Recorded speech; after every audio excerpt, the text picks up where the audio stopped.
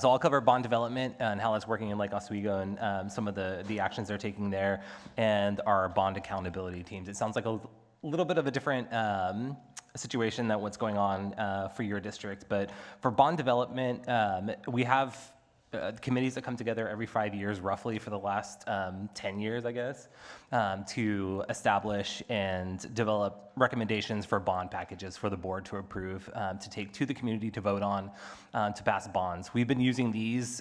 We have one coming up next year. So we're in the middle of a development committee cycle right now.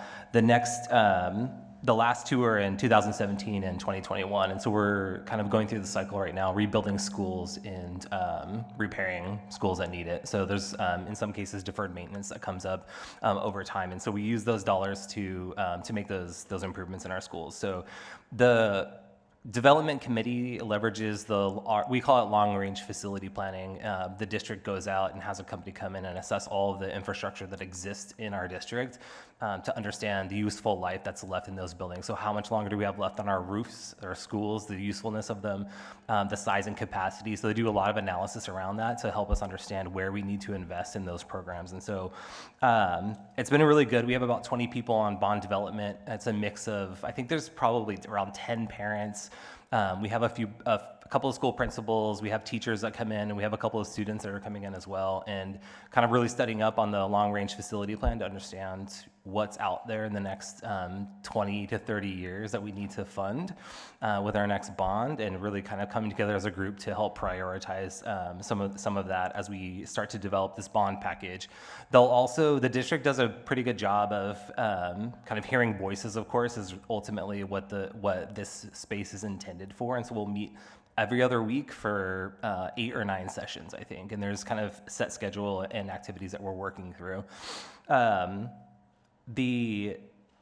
Lost my train of thought. Sorry about that. Let me pull it back. As we go through this, the development that's happening, it ultimately will land on the desk of the board members to approve. So if they approve it, the bond will be taken to the voters. This upcoming May is our next one. It's a renewal of a bond that existed previously, and hopefully we'll get that passed so we can rebuild our last 2 schools and ultimately continue with maintenance that we have going on. For bond accountability, what we do with this is when bonds are approved, we start to spend against those bonds as we're rebuilding our schools. And so we have a team, I think of around 6 or 7 community members that come together. We'll receive monthly reports from the team that's rebuilding our schools, and they'll just give us status updates, how the projects are coming along, if we have any risk to the projects, either financially or from a timeline perspective.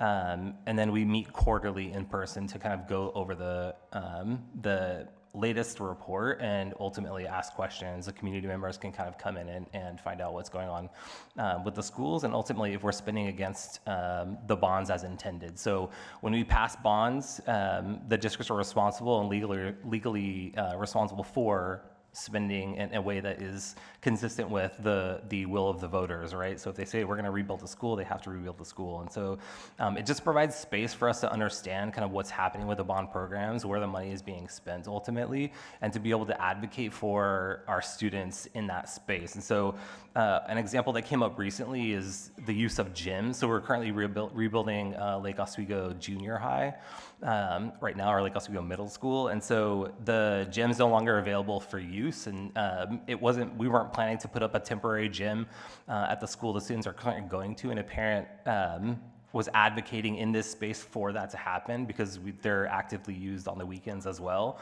by a lot of different people. And so she was able to advocate for her student and for her community in that space, and now they have a gym set up for those students to use during the school day and also on the weekends. And so it just provides a forum for the community to understand kind of what's happening with bonds as they are progressing through the rebuilding of schools or the repairs that are happening there. So those are the 2 kind of areas around bond that I think Lake Oswego does a wonderful job with in terms of soliciting that feedback and input from the community, and ultimately making sure that people are aware of what's going on. And you can check those reports out too. They're on the website if you're curious to see what they're looking like.